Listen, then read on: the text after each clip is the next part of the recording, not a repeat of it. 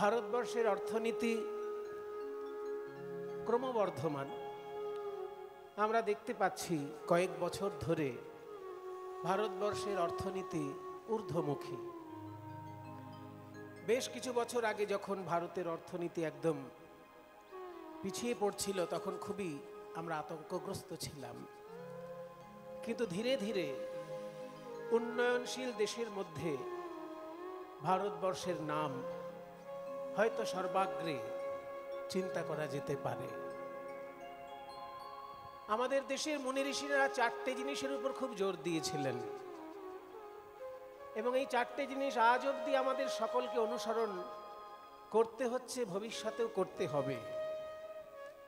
সেই চারটে জিনিস হলো ধর্ম, অর্থ, কাম আর মোক্ষ। এই চারটেকে একসঙ্গে বলা হয় পুরুষার্থ। পুরুষার্থ কেন বলা হয় না? পুরুষ মানে এখানে বেটা ছেলে নয়, এখানে পুরুষ শব্দের অর্থ হচ্ছে মানুষ। সে বেটা ছেলেও হতে পারে, নারীও হতে পারে। কাজেই পুরুষ শব্দটা মানে এখানে বেটা ছেলে ধরে নিলে হবে না, এখানে পুরুষ বলতে মানুষ বোঝাচ্ছে। আর অর্থ মানে উদ্দেশ্য। তোমার জীবনের অর্থ কি, মানে তোমার জীবনের উদ্দেশ্য কি? কি অর্থে তুমি এই কথা বললে? উদ্দেশ্য। তাহলে অর্থ মানে এখানে উদ্দেশ্য। পুরুষ যুক্ত অর্থ, পুরুষার্থ। অর্থাৎ যে কোনো মানুষের লক্ষ্য কি হতে পারে। মাথার ঘাম আমরা পায়ে ফেলি কিছু একটা লক্ষ্য নিয়ে, তো সেই লক্ষ্যটা কি? মুনি ঋষি বলছেন চারটের বেশি হবে না। চারটে লক্ষ্য নিয়ে মানুষ মাথার ঘাম পায়ে ফেলে, সেই জন্য পুরুষার্থ বলা হলো। মানুষের উদ্দেশ্য, পুরুষ মানে মানুষ, অর্থ মানে উদ্দেশ্য। মানুষের উদ্দেশ্য হচ্ছে চারটে। প্রথম হচ্ছে ধর্ম, দ্বিতীয় হচ্ছে অর্থ, তৃতীয় হচ্ছে কাম, চতুর্থ হচ্ছে মোক্ষ। ধর্ম মানে কি? ভারতবর্ষের পরিপ্রেক্ষিতে ধর্ম শব্দটা অত্যন্ত তত্ত্বপূর্ণ একটি শব্দ। ধর্ম বলতে পৃথিবীর অন্যান্য দেশের লোকেরা যা বোঝে তার থেকে আরো বেশি বোঝে ভারতবাসী। এটা হচ্ছে মুশকিল। অন্যান্য দেশের লোকেরা ধর্ম বলতে ধর্মটাকে একটা সংকীর্ণ অর্থে তারা ব্যবহার করে। একটা বিশেষ সম্প্রদায়ের মানুষ যে নিয়ম কানুন মেলে চলে তাকে বলে ধর্ম। এটা অন্যান্য দেশের অর্থ। কিন্তু আমাদের দেশে ধর্ম শব্দের অর্থ হচ্ছে অনেকগুলো অর্থ। আমাদের দেশে ধর্ম মানে, যেমন জল উপর থেকে যখন নিচের দিকে যায় তখন সেটাকে আমরা বলি জলের ধর্ম, উপর থেকে নিচের দিকে যাওয়া। তাহলে এখানে ধর্ম মানে বৈশিষ্ট্য। ধর্ম শব্দের অর্থ হচ্ছে কি? বৈশিষ্ট্য। আমি মানুষ, আমার কি কি কর্তব্য সেটাই আমার মানুষের ধর্ম। ধর্ম শব্দের অর্থ যে বিষয় আমাদেরকে ধরে রাখে। ধৃ ধাতু থেকে ধর্মটা উৎপন্ন। তো ধর্ম মানে যা ধরে রাখে। কি ধরে রাখে? মানুষের মনুষ্যত্ব ধরে রাখে, যেটা তাকেই বলবো ধর্ম। কোন আচরণ যদি মনুষ্যত্ব বিরোধী হয় তাহলে জানতে হবে সেটা ধর্ম নয়। মানুষের মনুষ্যত্ব ধরে রাখাটাই ধর্ম। কিন্তু আমাদের দেশে ধর্মের আরো গভীর অর্থ আছে। আমাদের দেশে ধর্মের গভীর অর্থ হলো এই যে যার যেটা কর্তব্য সেই কর্তব্য ঠিক ঠিক পালন করাটাই ধর্ম। মানে এক কথায় যাকে বলে ডিসিপ্লিন। টাকা পয়সা কিভাবে পাওয়া যায় এটা যদি প্রশ্ন করা হয় আমাদের দেশের শাস্ত্রজ্ঞ পণ্ডিতের কাছে, তিনি চাণক্যের একটা শ্লোক দিয়ে উদাহরণ দেবে। বলছে টাকা পয়সা অর্জন করতে গেলে আগে দক্ষতা অর্জন করতে হয়। দক্ষতা অর্জন করতে হবে। সেই দক্ষতা অর্জন করতে গেলে বিদ্যা আগে অর্জন করতে হবে। বিদ্যা দদাতি বিনয়ম, বিনয়াৎ যাতি পাত্রতাম, পাত্রত্বাৎ ধনম আপনোতি, ধনাৎ ধর্ম তত সুখম। এই হচ্ছে আমাদের নিয়ম। বিদ্যা দদাতি বিনয়ম, বিদ্যা আমাদেরকে বিনয় দান করে। বিদ্যা মানে পড়াশোনা, জ্ঞান অর্জন। আমাদের কি করে? বিনয় দান করে। এখানে বিনয় শব্দের আবার অর্থ আমরা যেটা বুঝি সেটা নয়। বিনয় মানে আমরা সবসময় বুঝি কি মাথা নিচু করে কথা বলা, এটা বিনয় বলি না, যে লোকটা খুব বিনয়ী, মানে মাথা নিচু করে সবসময় হাত জোড় করে কথা বলছে। কিন্তু বিনয় শব্দের আসল অর্থ হলো ডিসিপ্লিন। বিনয় শব্দের আসল অর্থ হচ্ছে ডিসিপ্লিন। কেউ যদি সুশিক্ষা লাভ করে তার ভিতর একটা ডিসিপ্লিন তৈরি হয়। ওই জন্য বলছে বিদ্যা দদাতি বিনয়ম। যদি বিদ্যা অর্জন করে কেউ ঠিকঠাক, তার জীবনে ডিসিপ্লিন আসবে। আর ডিসিপ্লিন যদি তার জীবনে আসে, সে কোনো না কোনো একটা বিষয়ে দক্ষ হয়ে উঠবে। বিনয়াদ ইয়াতি পাত্রতাম। বিনয় মানে ডিসিপ্লিন। ডিসিপ্লিন থেকে সে একটা বিষয়ে এক্সপার্ট হয়ে উঠবে, একটা বিষয়ে দক্ষ হয়ে উঠবে। আর কোনো বিষয়ে যদি আপনি দক্ষ হয়ে ওঠেন, পয়সার জন্য আপনাকে চিন্তা করতে হবে না, পয়সা আপনার পিছনে ছুটবে। আপনি যদি খোল বাজনায় খুব ভালো দক্ষ হয়ে ওঠেন, দেখবেন গায়করাই আপনাকে ফোন করে করে ডাকছে, বিভিন্ন অনুষ্ঠান আপনাকে ডাকছে যে আমাদের সঙ্গে একটু বাজান, একটু বাজিয়ে যান। তাহলে দক্ষতাটা অর্জন করলে পয়সার পেছনে তাকে ছুটতে হয় না, পয়সা তার পেছনে ছোটে। ওই জন্য যে কোনো বিষয়ে আপনি যদি ভালো গান করেন, দেখবেন আপনাকে মানুষই ডেকে আপনাকে পয়সা গুঁজিয়ে দিয়ে যাচ্ছে পকেটে, আপনাকে পয়সার পেছনে ছুটতে হচ্ছে না। ঠিক তেমনি যে কোনো একটা কাজে আপনি যদি দক্ষতা অর্জন করেন, আপনি যদি একটা ভালো ডাক্তার হন, দেখবেন আপনি বসে থাকতে পারবেন না, ফোনে ফোনে আপনাকে হাসপাতালগুলো বিরক্ত করে ছাড়বে যে আমাদের হাসপাতালে আসুন, আমাদের হাসপাতালে আসুন, আমাদের হাসপাতালে আসুন। পাগল করে দেবে আপনাকে ডাকতে ডাকতে। কাজেই যে কোনো বিষয়ে যদি দক্ষতা অর্জন করা যায়, তাকে আর পয়সার জন্য চিন্তা করতে হয় না, পয়সা তার পেছনে ছুটে। ওই জন্য বলছে বিনয়াদ ইয়াতি পাত্রতাম। তোমার ভিতর যদি ডিসিপ্লিন আসে, তোমার ভিতর কোনো একটা বিষয়ে দক্ষতা আসবে। আর দক্ষতা আসলেই ধনমাপ্নতি, অমনি সে পয়সা আপনা আপনি চলে আসবে তার কাছে। আর ধনে দিয়ে কি হবে? ধন দিয়ে ধর্ম পালন করতে হবে, কর্তব্য পালন করতে হবে। দেশের সেবা, দশের সেবা, আত্মীয় স্বজনের সেবা, ছেলে মেয়ের উন্নতি, স্ত্রীর মনোবাসনা পূর্ণ করা, নিজের মনোবাসনা পূর্ণ করা, এই সমস্তটাই তখন আপনার ধর্মের মধ্যে পড়ে যায়। দায় দায়িত্ব পালন করাটাই ধর্ম। এটাই বলার জন্য এত কথা বললাম, যে আমাদের দেশে ধর্ম মানে শুধুমাত্র কয়েকটা নিয়ম মেনে চলা নয়, কয়েকটা মাত্র ধর্মীয় অনুশাসন মেনে চলা নয়। আমাদের দেশে ধর্ম শব্দের অর্থ হচ্ছে দায়িত্ব পালন। ডাক্তারবাবু যদি ঠিক ঠিক চিকিৎসা করেন, তাহলে ডাক্তারবাবু তার ধর্ম পালন করছেন। শিক্ষক যদি ঠিক ঠিক শিক্ষা দেয়, সে তার ধর্ম পালন করছে। গায়ক যদি ঠিক ঠিক গান করে, সে ধর্ম পালন করছে। বাদক যদি ঠিক ঠিক বাজায়, সে ধর্ম পালন করছে। যার যে কাজ, সেই কাজটা সে ঠিক ঠিক করলেই তার ধর্ম পালন করা হয়। তাই আমাদের দেশে বলা হলো প্রথম লক্ষ্য মানুষের ধর্ম। আর ধর্মতেই থেকেই অর্থ চলে আসে। কারণ আপনি যদি গায়ক, গানটাই আপনার ধর্ম। আপনি যদি বাদক, বাজনাই আপনার ধর্ম। আপনি যদি মিলিটারি, তাহলে মিলিটারি যুদ্ধে যাওয়াটাই আপনার প্রধান ধর্ম। আপনি যদি ডাক্তার, তাহলে রোগীর চিকিৎসা করাটাই আপনার প্রধান ধর্ম। যে যার ধর্ম পালন করলেই তার পেছনে অর্থ ছুটে আসবে। ওই জন্য ধর্মের পরে অর্থের স্থান। যে যার ধর্ম পালন করলে, ডাক্তার যদি ডাক্তারি ধর্ম পালন করে, মাস্টার মশাই যদি মাস্টারের ধর্ম পালন করে, কৃষক যদি কৃষকের ধর্ম পালন করে, শিল্পী যদি শিল্পীর ধর্ম পালন করে, যে যার ধর্ম, যে যার বৈশিষ্ট্য ঠিক ঠিক পালন করে চললেই অর্থ আসে। ওই জন্য ধর্মের পরে অর্থের স্থান হলো। আর অর্থ আসলেই কামনা পূর্ণ হবে। আপনার একতলা বাড়িটা দুতলা বাড়ি করার ইচ্ছে হচ্ছে, হয়ে যাবে দুতলা বাড়ি।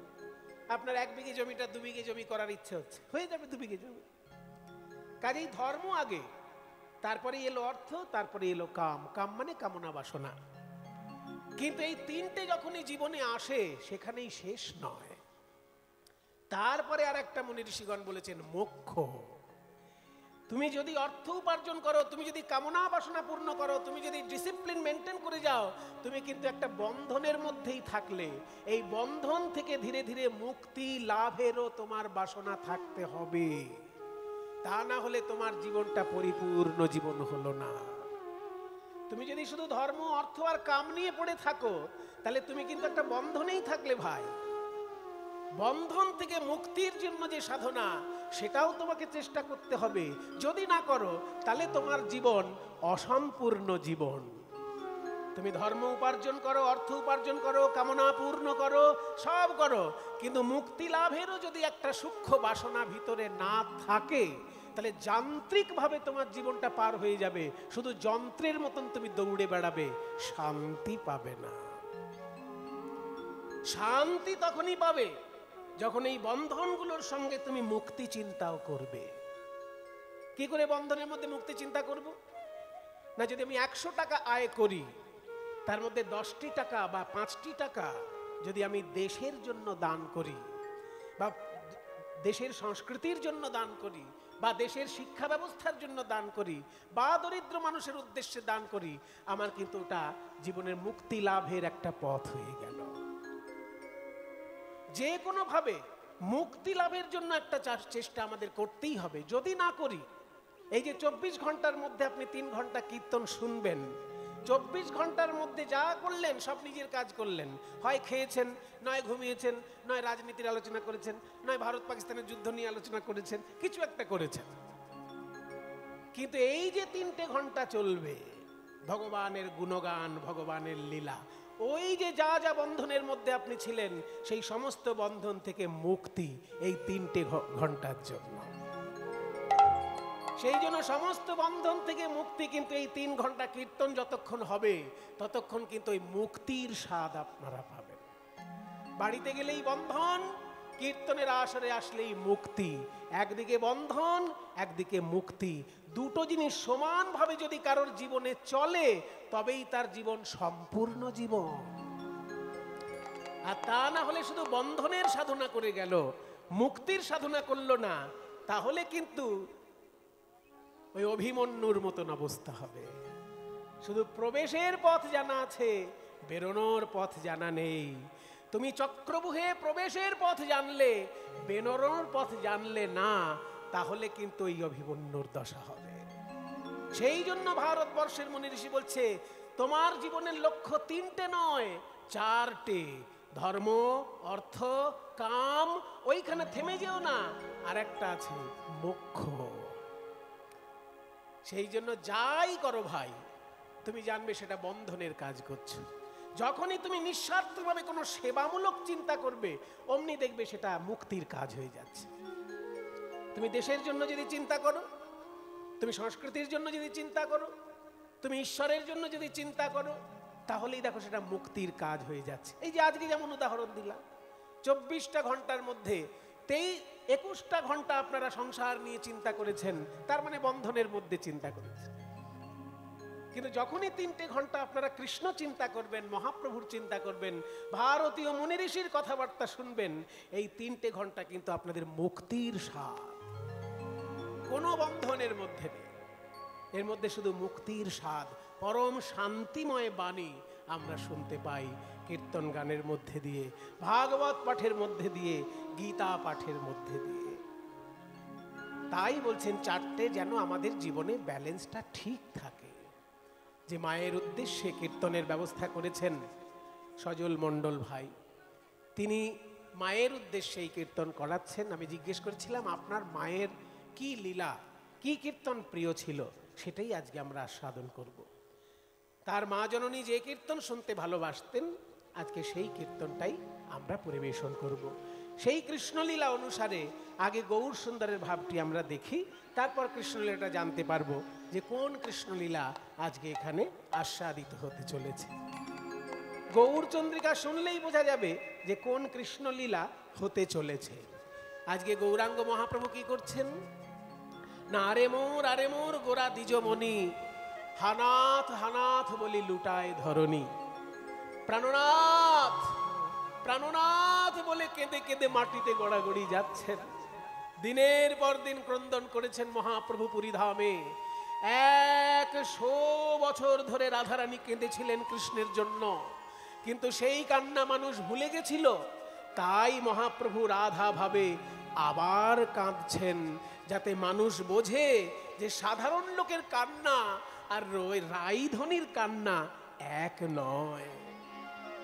রাধারানীর কান্না কেমন ছিল সেটাই লোকে নতুন করে দেখতে পেল মহাপ্রভুর ক্রন্দনের মধ্যে দিয়ে।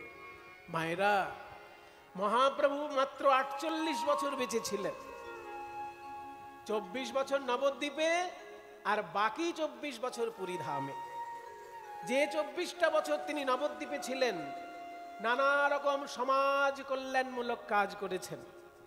জগাই মাধাইকে উদ্ধার করেছেন, জগাই মাধাইকে উদ্ধার করেছেন, যারা 80 হাঁড়ি করে মদ খেত আর লোকের সর্বনাশের কথা চিন্তা করত।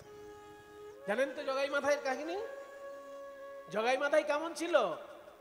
জগাই মাধাই ছিল চৈতন্যদেবের যুগের পুলিশ অফিসার। এখনকার দিনে পুলিশ বলা হয়, পুলিশ শব্দটা তো ইংরেজি শব্দ, আমরা ইংরেজদের থেকে শিখেছি পুলিশ, কিন্তু আমাদের ভারতীয় শব্দ হলো নগর কোটাল। যাকে এখনকার দিনে পুলিশ বলে, তখনকার দিনে কোটাল বলত। কাজে নগর কোটাল জগন্নাথ মাধব, জগাই মাধাই ছিল পুলিশ অফিসার। তারা এতখানি বড় মাতাল ছিল যে সরকারি মাইনের টাকায় তাদের মদ কেনা হতো না। সেই জন্য মাইনে যা পেত পেত, লোককে ধমক দিয়ে, লোককে ভয় দেখিয়ে পয়সা নিয়ে তারা মদ খেত। জগাই মাধাই যদি কেউ পয়সা না দিত, তার বাড়ি পুড়িয়ে দিত। এতখানি তাদের মানুষের প্রতি দুর্ব্যবহার ছিল যে বাড়ি ঘর পুড়িয়ে দিত যদি কেউ পয়সা না দিত। এইভাবে লোকের ক্ষতি করে পয়সা নিয়ে জগাই মাধাই মদ খেত। আর সেই জগাই মাধাই যখন নিতাই গৌরের কৃপা পেল, কি হলো জানেন? হাত থেকে মদের হাড়ি চলে গেল, সেইখানে চলে এলো জপের মালা। প্রতিদিন 2 লক্ষ নাম জপ করত। 2 লক্ষ নাম। 2 লক্ষ নাম জপ কিভাবে হয়?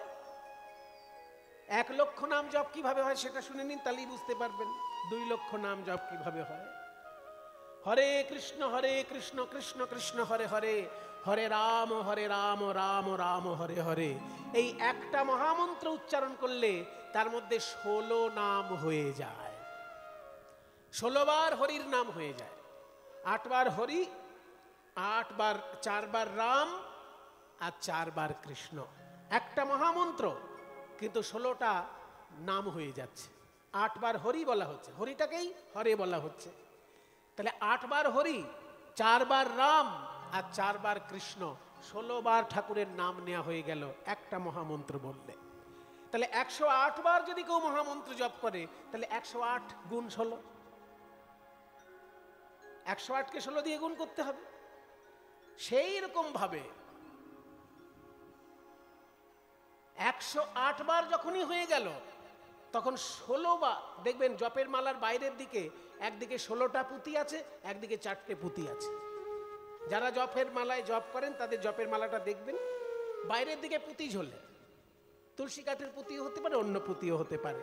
সে 16টা একদিকে আর 4খানা একদিকে।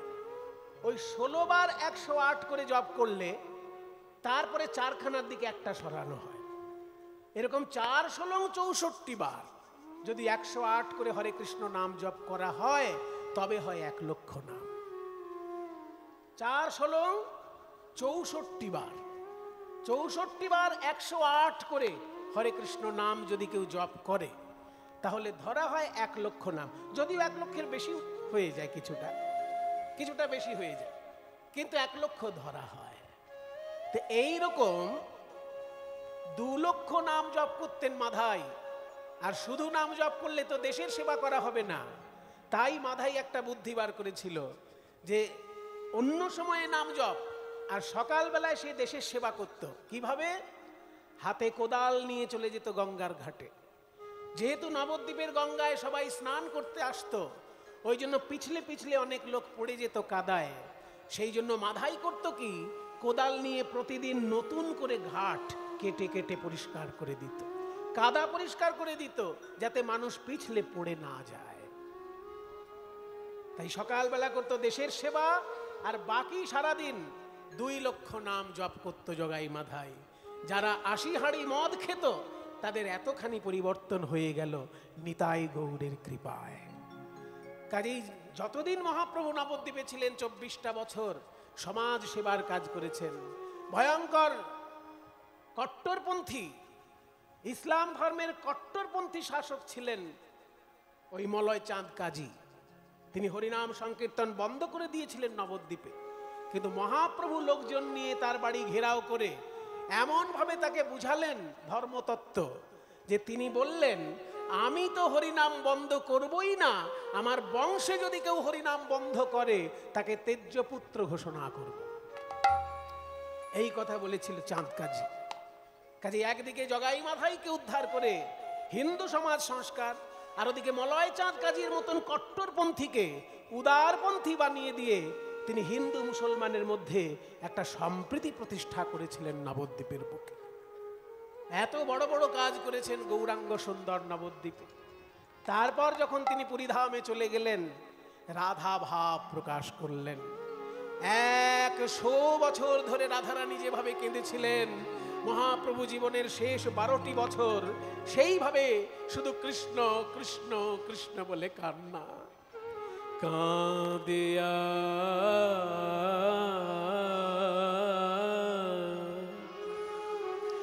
কাঁদিয়া রজনী পোহায়, রজনী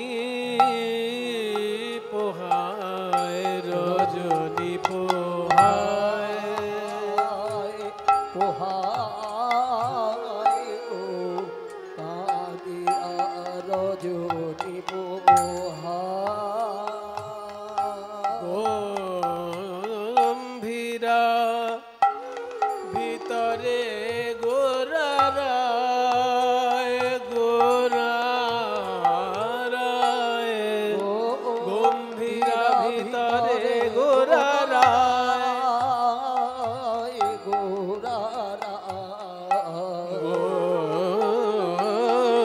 গম্ভীরা ভিতরে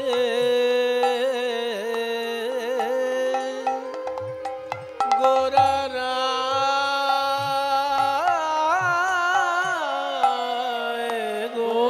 গম্ভীরা ভিতরে গোরারা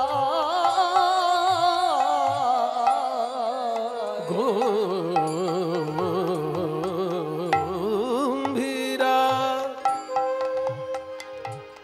গম্ভীরা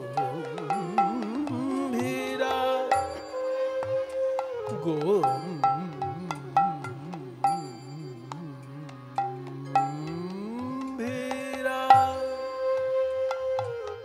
গম্ভীরা।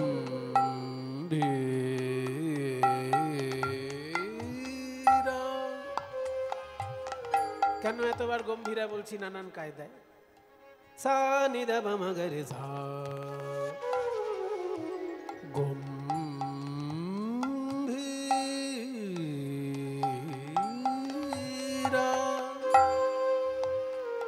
এতবার গম্ভীরা বলার কারণ হচ্ছে আমরা গম্ভীরা শব্দটার মানে জানি না। গম্ভীরা শব্দটাকে বাঙালিরা অন্য শব্দে জানে।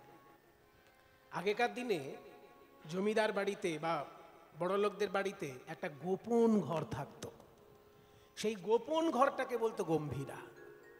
ওই গোপন ঘরটার মধ্যে দামি দামি সোনা রূপোর অলংকার, তারপরে মণি মাণিক্য, তারপরে দলিল দস্তাবেজ, এইসব দামি জিনিস রাখা হতো, যাতে বাইরের লোক না জানে ঘরটা কোথায় আছে।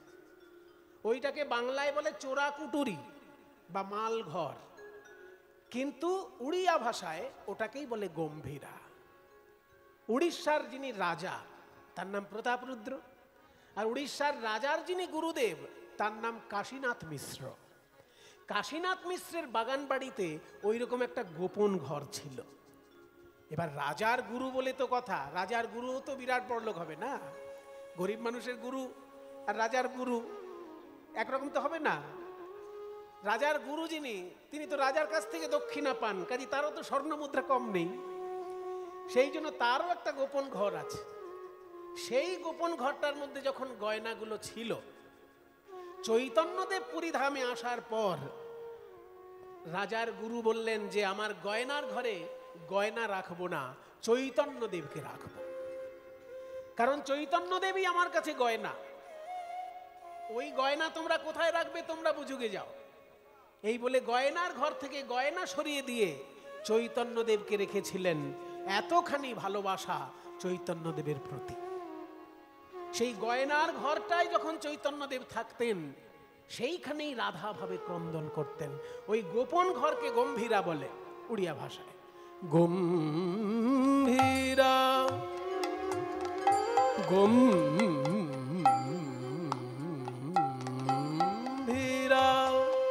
ভিতরে গোরা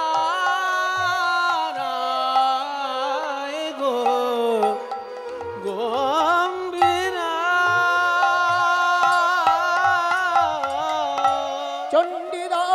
চণ্ডীদাস বিদ্যাপতি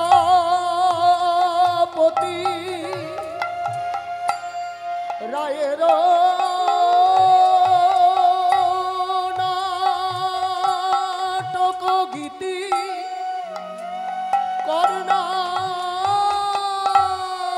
কর্ণামৃত শ্রীগীত গোবিন্দ স্বরূপ রামানন্দ সনে মহাপ্রভু রাত্রি দিনে গাই শোনে পরম আনন্দ। রাধা ভাবে বিভোর হয়ে প্রভু আমার কেঁদে কেঁদে বলে ওরে ললিতা, যার লাগি আমি জীবন সমর্পণ করলাম, যার লাগি আমার ইহকাল গেল পরকাল গেল, সেই বধূ কেন এলো না, কেন এলো না, এলো না, এলো না, না, না, না, না, কেন এলো না আমার প্রাণের শ্যামরায়। রজনী পোহায় রজনী পোহায় রজনী পোহায় রজনী পোহায় রজনী পোহায় আমার গোরারায় কাঁদিয়া রজনী হয় আমার গোরারায় কাঁদিয়া রজনী। এইরকম রাধা ভাবে যখন ক্রন্দন করতেন মহাপ্রভু, তার কোনো বাহ্য জ্ঞান থাকতো না। একদিনকে একটা সাধারণ লোক সমুদ্রে স্নান করে জগন্নাথ মন্দিরে প্রণাম করতে চলেছে। আপনারা পুরীধামে যারা গেছেন তারা জানেন, বা যারা যাবেন তারা মিলিয়ে নেবেন। সমুদ্রের ধার থেকে জগন্নাথ মন্দিরে যেতে যে রাস্তাটা, সেই রাস্তাটা হচ্ছে স্বর্গদ্বার শ্মশান থেকে শুরু হয়। সমুদ্রের ধারে একটা শ্মশান আছে, তার নাম স্বর্গদ্বার শ্মশান। ওইখান থেকে রাস্তাটা সোজা চলে যাচ্ছে পুরীর জগন্নাথ মন্দিরের সামনে। ওই রাস্তাটারই পাশে সেই মন্দির, যে মন্দিরে মহাপ্রভু থাকতেন। যদি পুরীর মন্দির থেকে সমুদ্রের দিকে যান তাহলে বাঁ দিকে পড়বে, আর সমুদ্র থেকে যদি পুরীর মন্দিরের দিকে আসেন তাহলে ডান দিকে পড়বে। ওই মন্দিরটার নাম হচ্ছে রাধাকান্ত মঠ বা গম্ভীরা মঠ। ওইখানেই চৈতন্যদেব রাধা ভাবে বিভোর থাকতেন। তো একটা সাধারণ লোক সমুদ্রে স্নান করে জগন্নাথ মন্দিরে প্রণাম করতে আসে রোজ। আর এই লোকটি এটাও জানে যে আমার সারা দিনের মধ্যে আর কোনো সময় পাবো না ঠাকুরকে ডাকার, কারণ সাধারণ মানুষ তো কর্ম করেই খেতে হবে। অত মোটা মোটা বই পড়ারও আমার সময় নেই। রামায়ণ, মহাভারত, ভাগবত কোনোটাই তো রোগা নয় বাবা, সবই মোটা, তাই না? রামায়ণ, মহাভারত, ভাগবত একটা রোগা কি? রোগা গ্রন্থ একটা আছে, কিন্তু সেটা সবাই পুজো করে, পড়ে কম, তার নাম ভগবত গীতা। গীতা খুব একটা মোটা নয়, কিন্তু পড়ে কজন? অনেকে বলে আমরা বুঝতে পারি না। আরে বোঝার দরকার কি? সব জিনিস কি বোঝার দরকার আছে পৃথিবীতে? বিয়ের সময় যখন মন্ত্রগুলো বলেছিলে, সব মন্ত্রের মানে বুঝেছিলে? কিন্তু ঠাকুর মশাই যখন বলিয়েছে একদম অংবং চং করতে বলে গিয়েছো সব। কিন্তু সব তো মানে বোঝনি, তাহলে বলেছিলে যে। ঠিক তেমনি গীতায় যা লেখা আছে সব ভগবানের বাণী। তুমি বুঝতে পারলে ভালো, আর বুঝতে যদি নাও পারো সেটার জন্য বেশি চিন্তা করার দরকার নেই। কারণ শ্রীমদ্ ভগবদ গীতা দেখতে ছোট হলেও ওর ভিতর এত গভীর তত্ত্বকথা আছে যে বিএমএ পাশ করেও লোকে সেই তত্ত্বকথা বুঝতে পারবে না। হ্যাঁ, সংস্কৃত যদি পড়াশোনা থাকে সে একটু বুঝতে পারে, কিন্তু পড়াশোনা করেছে ইংরাজি বা পড়াশোনা করেছে সায়েন্স বা পড়াশোনা করেছে ইঞ্জিনিয়ারিং, আর সে গীতার একবারে সংস্কৃত শ্লোক পড়ে বুঝে যাবে, অত সহজ নয়। সেই জন্য গীতা এমন একটা জিনিস যে সেখানে ক্লাস 2 পাস করা মানুষের বোঝারও জিনিস আছে, আবার পিএইচডি করে ফেলেছে এমন লোকও বুঝতে পারবে না এমনও জিনিস আছে। আছে সবই। তুমি শুধু ক্লাস 2 পাস করেছো, কিন্তু তুমিও বুঝতে পারবে গীতা এমন কথাও আছে। যেমন যদা যদা হি ধর্মস্য গ্লানির্ভবতি ভারত অভ্যুত্থানম অধর্মস্য তদাত্মানম সৃজাম্যহম। এর মানে হচ্ছে যখনই ধর্মের গ্লানি হয়, অধর্মের অভ্যুত্থান হয়, আমি নেমে আসি মানুষের কল্যাণের জন্য। তো এইগুলো বুঝতে তো কোনো পাণ্ডিত্য লাগে না, এই কথাগুলো তোমার কাছে জলের মতো হয়ে যাবে। কিন্তু যখনই বলবে যে স্থিতধী কাকে বলে, স্থিতপ্রজ্ঞ কাকে বলে, সন্ন্যাস আর ত্যাগের মধ্যে পার্থক্য কি, এইগুলো বুঝতে গেলে তোমার মাথার ঘাম পায়ে পড়বে। যে সন্ন্যাস ও ত্যাগ আর ত্যাগ ও ত্যাগ, তাহলে দুটোর মধ্যে পার্থক্য কি, এসব তত্ত্বকথা ভগবদ গীতায় বলা আছে। কিন্তু ওইগুলো কঠিন জিনিস, ওগুলো তোমার বোঝার দরকার নেই। যেটুকু তুমি বুঝতে পারবে তাতেই জীবনটাকে ধন্য বলে মনে করবে। আর যদি বুঝতে না পারো, বড় কোনো একজন আচার্যের আশ্রয় গ্রহণ করবে, নিশ্চয়ই বুঝে যাবে। কিন্তু বুঝতে পারি না বলে আমি পড়ি না, এটা একটা অজুহাত ছাড়া আর কিচ্ছু নয়। শাস্ত্রের মধ্যে সব থেকে ছোট অথচ অত্যন্ত মূল্যবান সেটা হচ্ছে ভগবদ গীতা।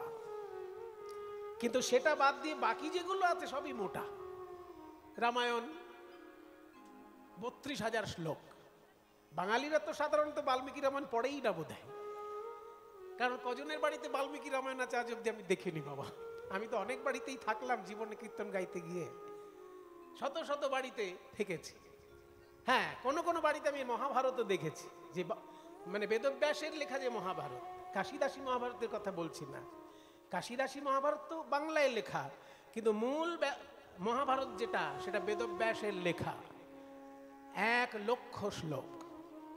তাহলে 1,00,000 শ্লোকে লেখা রয়েছে মহাভারত, 32,000 শ্লোকে লেখা রয়েছে রামায়ণ, আর 18,000 শ্লোকে রয়েছে শ্রীমদ্ ভাগবত।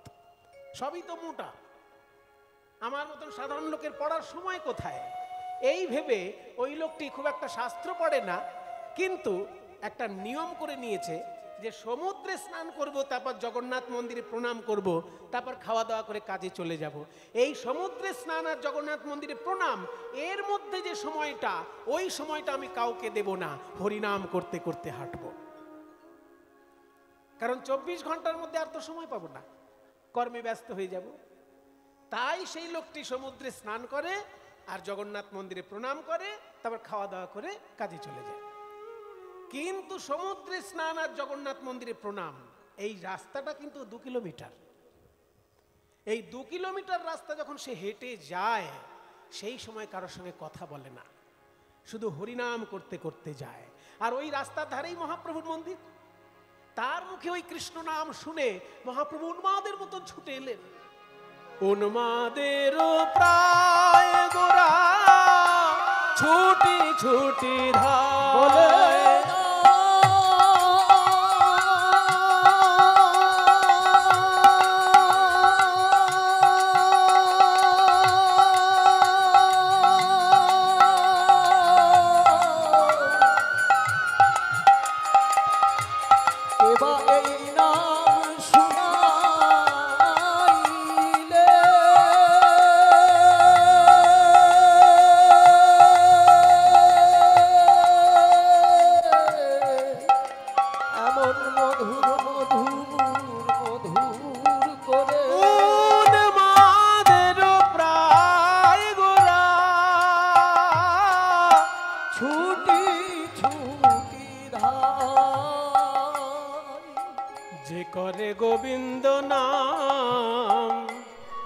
ধরে তার পায়, যে করে গোবিন্দ নাম ধরে তার পায়। এই যে লোকটি কৃষ্ণ নাম করছে, মহাপ্রভু তার মুখে কৃষ্ণ নাম শুনে পাগলের মতন ছুটে এসে আছাড় খেয়ে পড়েছেন। লোকটি তো আকাশ থেকে পড়ল।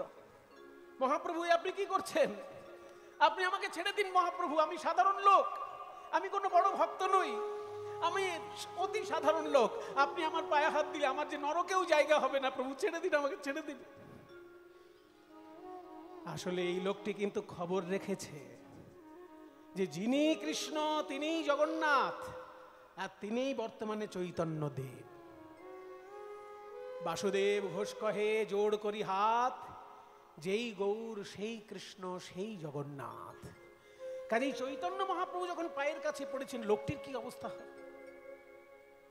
ওদিকে স্বরূপ দামোদর রামানন্দ আলোচনা করছে যে মহাপ্রভু কেন ওই লোকটির পায়ে হাত দিয়ে কাঁদছে। বাসুদেব ঘোষ বলছে, কেন কাঁদছে জানো? ওই দেখো প্রভু কি বলছে, তুমি জানো যদি আমায় বলে দাও গো, জানো যদি আমায় বলে দাও গো, আমি কোথায় গেলে পাবো তারে, জানো যদি আমায় বলে দাও গো। আমি কোথায় গেলে পাবো তারে, জানো যদি আমায় বলে দাও গো। আমি কোথায় গেলে পাবো তারে, যার নাম শুনায়ে আমায় পাগল কইলে। কোথায় গেলে পাবো তারে, নাম শুনায় পাগল কইলে। আমি কোথায় গেলে পাবো তারে, জানো যদি আমায় বলে দাও গো। এত বলি গোরা চাঁদের লোরে নয়ান ভাসে, ভাসে ওই প্রভাস পড়ল মনে, কহে বাসু ঘোষে। বাসু ঘোষে। মধুময় বৃন্দাবন, যে সংস্কৃত শ্লোকটি আমি গানের ছলে উচ্চারণ করলাম, সেই শ্লোকটির মানে একটু বলে দিই। বন্দে মানে বন্দনা করি, নন্দ ব্রজ স্ত্রীণাম, নন্দ মহারাজের বৃন্দাবনের গোপীগণের পাদরেণুম চরণধুলিকে, গোপীগণের চরণধুলিকে বন্দনা করি। অভীক্ষ্ণস মানে বারে বারে বন্দনা করি। যাসাম যাদের হরিকথোদ্গীতম, হরিকথার উচ্চ সংকীর্তন, পুনাতি পবিত্র করে দেয় ভুবনত্রয়ম, তিনটি ভুবন পবিত্র করে দেয় গোপীগণের গান। তিনটি ভুবন মানে স্বর্গ, মর্ত, পাতাল। তিন ভুবনকে পবিত্র করে দেয় গোপীর কৃষ্ণ সংকীর্তন। তা সেই ব্রজগোপীগণের যে কান্না, সেটা যেমন ভাগবতের পাতায় লিপিবদ্ধ আছে।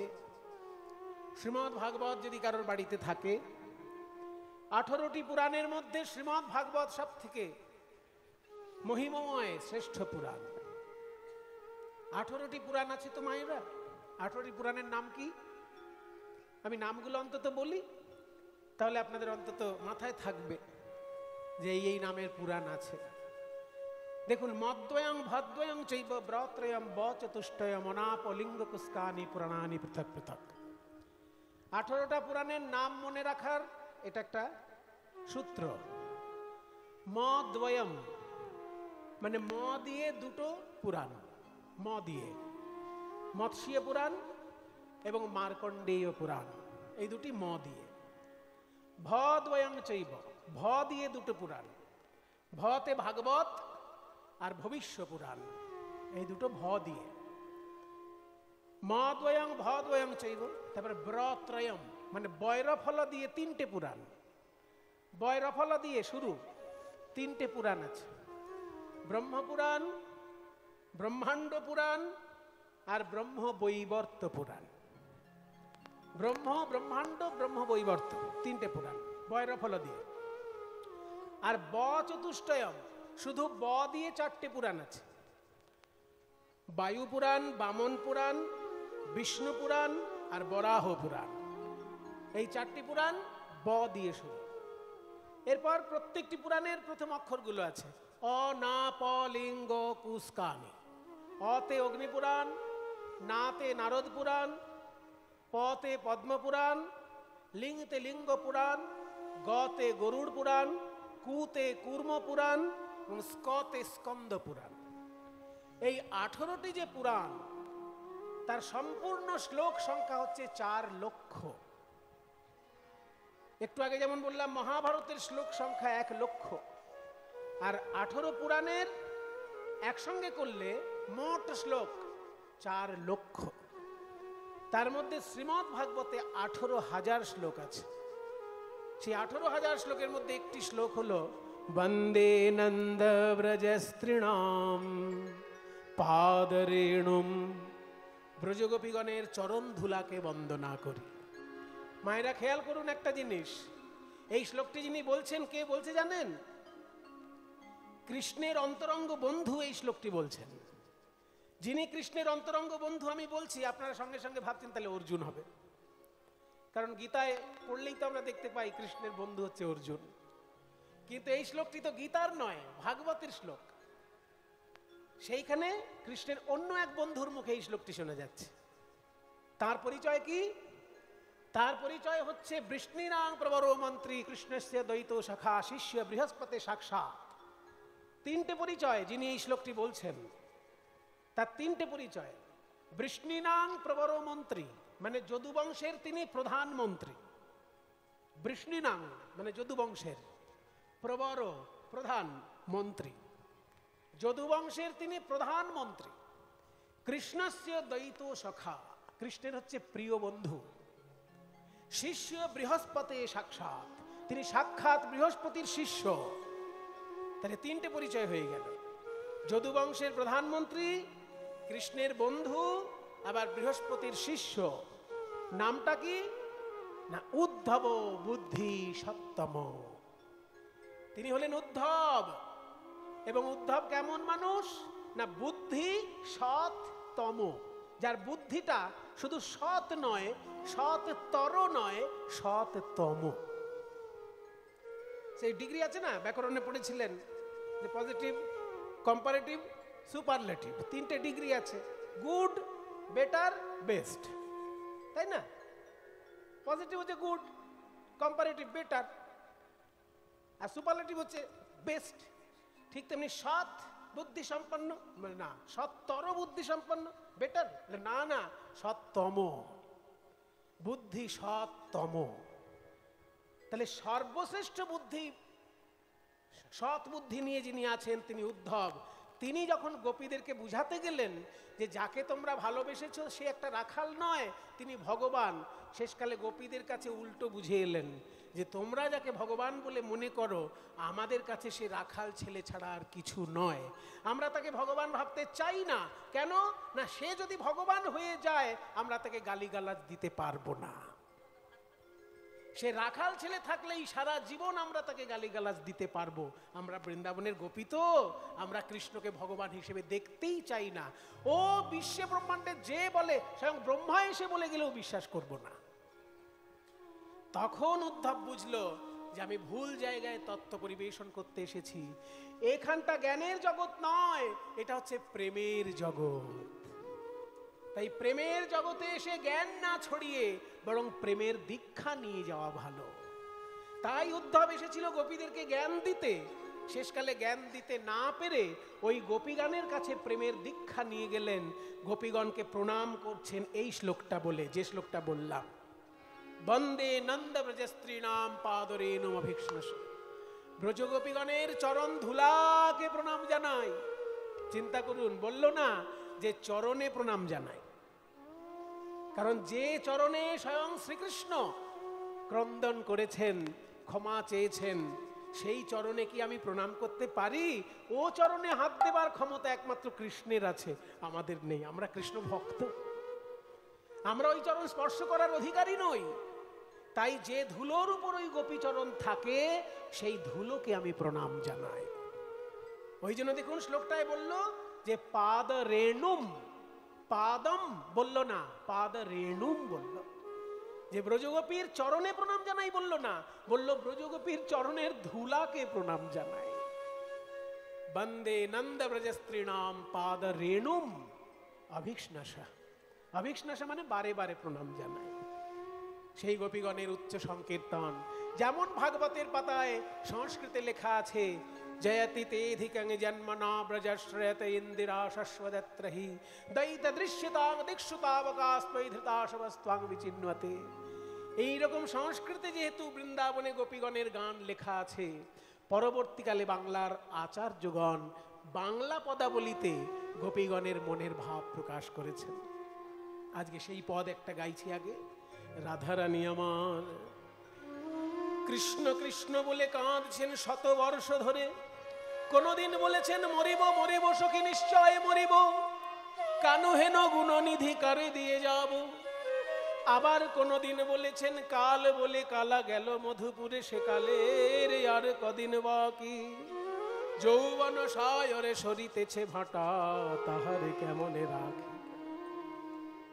আজকে রাধারানীর আর কথা বলে কাঁদার ক্ষমতা নেই, তাই নিজে হাতে কৃষ্ণের ছবি এঁকে সেই ছবির কাছে কেঁদে কেঁদে কথা বলছে। একটা পাথরের টুকরো কুড়িয়ে নিয়ে বৃন্দাবনের কোমল মৃত্তিকার উপর কৃষ্ণের ছবি আঁকছেন। কিভাবে আঁকছেন? পদকর্তা বললেন, কৃষ্ণ কৃষ্ণ বলি কাঁদে বাহু তুলি, বলে বধূ গেল কোথা, মৃত্তিকায় উপরে শ্যামের মূরতি আঁকিয়া তার শোনে কহে কথা। আরে কিবা কৃষ্ণ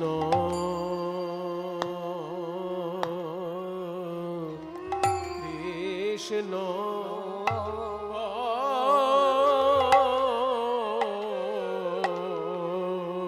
কৃষ্ণ বলি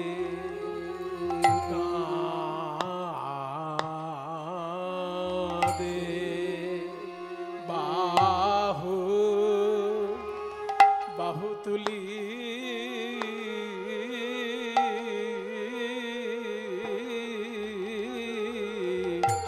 বলে আমার প্রাণ বন্ধু। বন্ধু মানে বন্ধু, প্রাণ বন্ধু, প্রাণ বন্ধু গেল গেল কোথা সখিরে,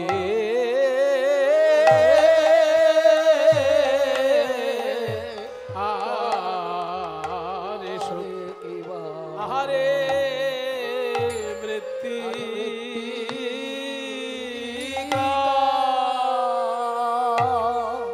মৃত্তিকায় উপরে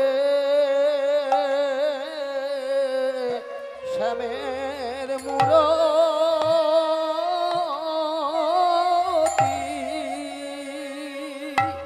মূরতি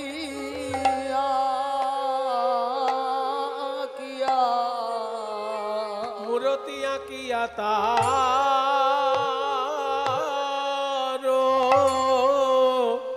ছনে তার শনে কহে কথা। ধনের আমার কত নয়ন্তরে ব্যথা, আহারে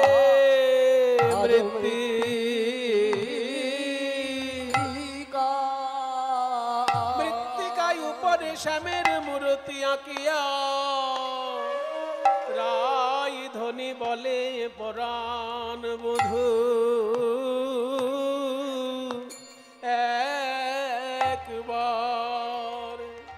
একবার কথা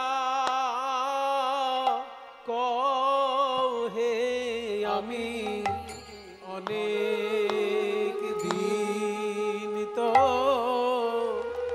শুনি নাই হে বধূ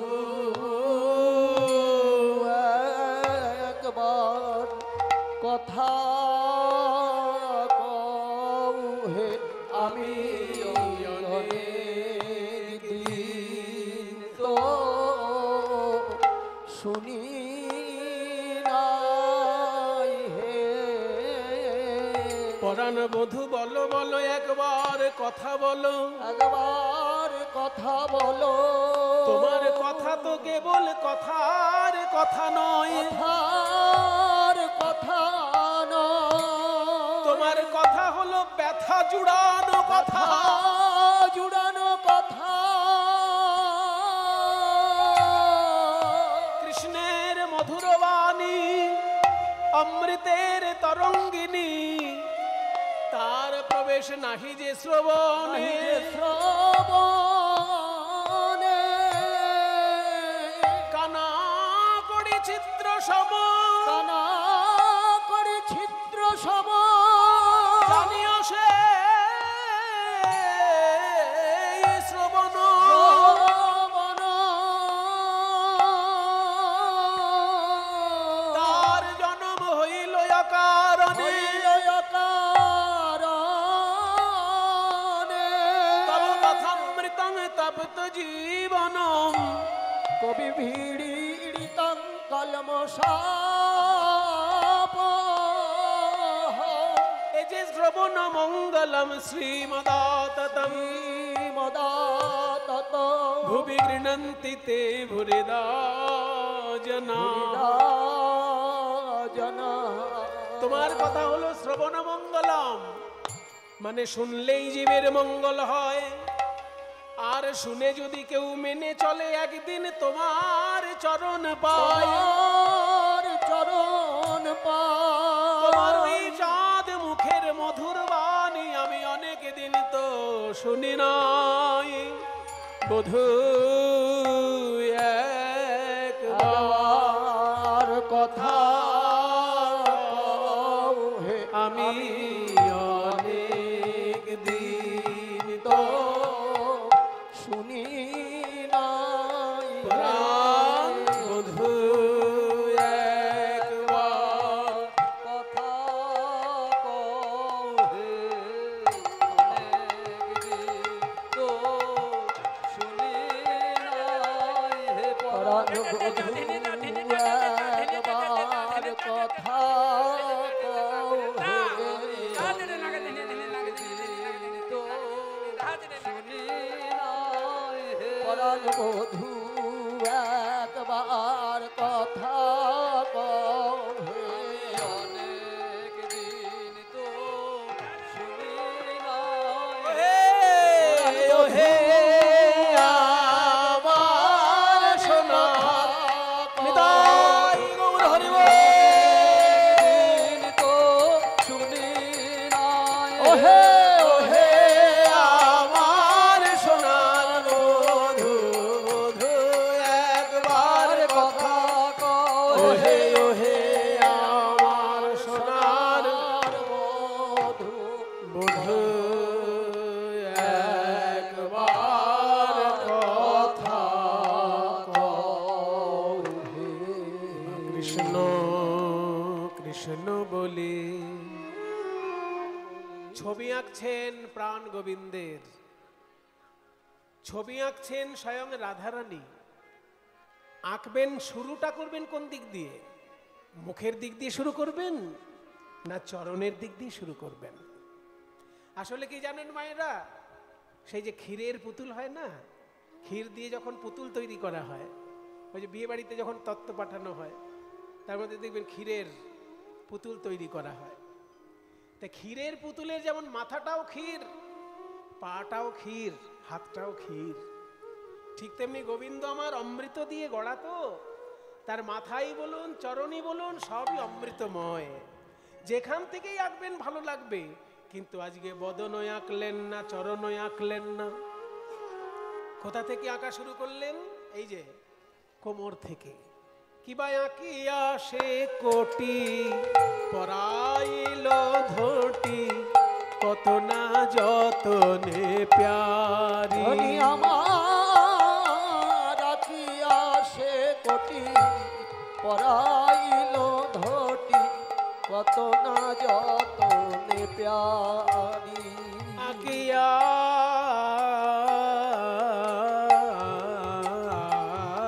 সে কোটি। কোটি মানে কোমর। আস্তে, বাংলা ভাষা এখন আমরা অনেক ভুলে যাচ্ছি তো। কোটি মানে কি? বানানের উপর নির্ভর করছে মানেটা। যদি কয়কার টয় হস্যি কোটি হয় তার মানে হচ্ছে 100 লক্ষ, আর ক টয় হস্যি কোটি এই মানে হচ্ছে কোমর। তাহলে আঁকিয়া সে কোটি, কোমর থেকে আঁকা শুরু করলেন। পরাইল ধটি, মানে ধুতির উপর যে ওড়নাটা বাঁধা হয় সেইটা পরানো হলো। তা বলছে রাধে তুই তো রাজার মেয়ে, হয় মুখ থেকে শুরু কর নইলে চরণ থেকে শুরু কর, এই মাঝখান থেকে কেন শুরু করলে? রাধারানী বলে ওরে ললিতা, আমার সর্বস্ব ধন গোবিন্দের ওই রাঙা চরণ, তাই ভেবেছিলাম চরণ থেকেই চিত্র অঙ্কন করব, কিন্তু আবার ভেবে দেখলাম গোবিন্দের চরণ ছিল তাই সে ব্রজ ছেড়ে চলে গেছে। এই চিত্রের যদি চরণে এঁকে দিই আমার কপাল তো ভালো নয়, চিত্র যদি চরণ পেলে ব্রজ ছেড়ে চলে যায় তাহলে আমি কি নিয়ে আর ঘরে রব? আমি কিনি আর ঘরে রব। যদি চরণ পেলে চিত্র চলে যায় গো, আমি কিনি আর ঘরে রব। যদি চরণ চরণ পেলে পেলে চিত্র চলে যায় গো। অভাগিনীর কপাল ভালো নয় রে চরণ পেলে চিত্র চলে যায়। ভাগিনীর কপাল ভালো নয় গো। চরণ পেলে চিত্র চলে যায়। ভাগিনীর কপাল ভালো নয় গো। আমি তাই তো চরণ আঁকি নাই গো। আঁকি আসে কোটি পরাইল ধটি, কত না যতনে প্যারি। নাভি সরোবর আকিল তারপর, নাভি সরোবর আপিল তারপর। কত যত্ন করি আকিল কত কত যত্ন করি। কোমরের পর যখনই নাভি অঙ্কন করেছে ললিতা বিশাখা বুঝেছে এইবার তাহলে ছবিটা উপরের দিকেই যাবে। তারপর বক্ষ অঙ্কন করে হাত অঙ্কন করলেন। হাতটি কেমন? বাহু দুটি আঁকি ছলো ছলো আঁখি মুরলি দিল সে করে। আমার বাহু দুটি আঁকি ছলো ছলো আঁখি মুরলি দিল সে মায়ের একবার উলুধ্বনি দাও, মায়ের একবার উলুধ্বনি দাও দেখি। বাহু দুটি আঁকি ছলো ছলো আঁখি মুরলি দিল সে করে। বাহু দুটি আঁকি ছলো ছলো আঁখি মুরলি দিল সে করে। একবার তেমন করে বাঁশি বাজাও, একবার তেমন করে বাঁশি বাজাও। আর দেখা দাও বা না দাও ওহে তেমন। প্রাণনা হরি বল, হরি বল।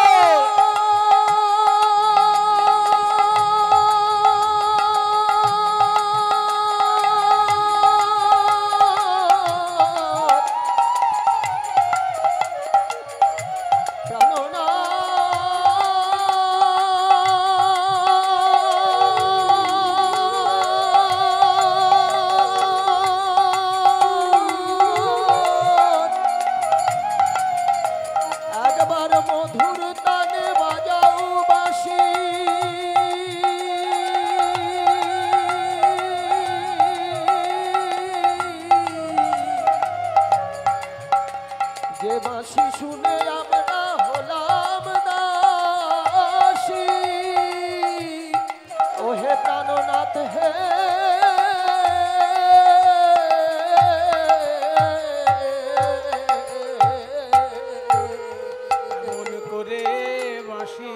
বাজাও। আর দেখা দাও বানা দাও এমন করে বাঁশি বাজাও। এবার কম্বকণ্ঠ কিবা অপরূপ সেভা বদনয় আঁকিল পরে। কম্বকণ্ঠ গলা, শ্রীকৃষ্ণের গলাটা অঙ্কন করছে কেমন না কম্বু। কম্বু মানে হলো শঙ্খ। দেখবেন একটু দামি শঙ্খ, ভালো বড় শঙ্খ কিনবেন, দেখবেন শঙ্খের এই মুখের দিক থেকে গোল গোল ভাঁজ ভাঁজ দাগ আছে। এই যে গোল গোল ভাঁজ ভাঁজ দাগগুলো, ঠিক ওই রকম শ্রীকৃষ্ণের গলাটায় যেন শঙ্খের মতো গোল গোল ভাঁজ ভাঁজ দাগ, সেই জন্য শঙ্খের সঙ্গে তুলনা। কম্বকণ্ঠ কিবা অপরূপ শোভা বদনয় আঁকিল পরে। এবার চাঁদ বদন অঙ্কন করে সেই বদন দিয়ে বলছে, ওগো প্রাণবধূ বদনে বদনয়া কিয়া মুখে মুখ দিয়া তার সনে কহে কথা। শ্যামের বদন মুখে মুখ দিয়া তার সনে কহে কথা। তার সনে কহে কি কথা বলছে? বলে দাসীর কথা কি মনে পড়ে না? দাসীর কথা কি মনে পড়ে না? দ্বারকায় রাজা হয়েছ বলে দাসীর কথা কি মনে পড়ে না?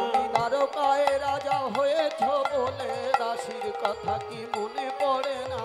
দ্বারকায় রাজা হয়েছ বলে। ওহে বৃন্দাবনের রাখাল রাজা, দ্বারকায় রাজা হয়েছ বলে। বৃন্দাবনের রাখাল রাজা, দ্বারকায় রাজা হয়েছ বলে দাসীর কথা কি মনে পড়ে না? বদনয়া কিয়া মুখে মুখ দিয়া তার সনে কহে কথা। যদুনাথ ওহে প্রাণনাথ,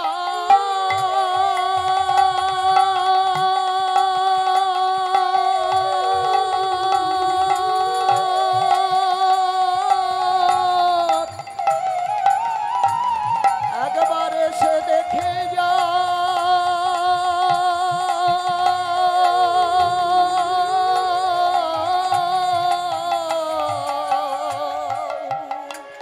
ওই যদুনাথ পাই ওহের সময় আসিয়া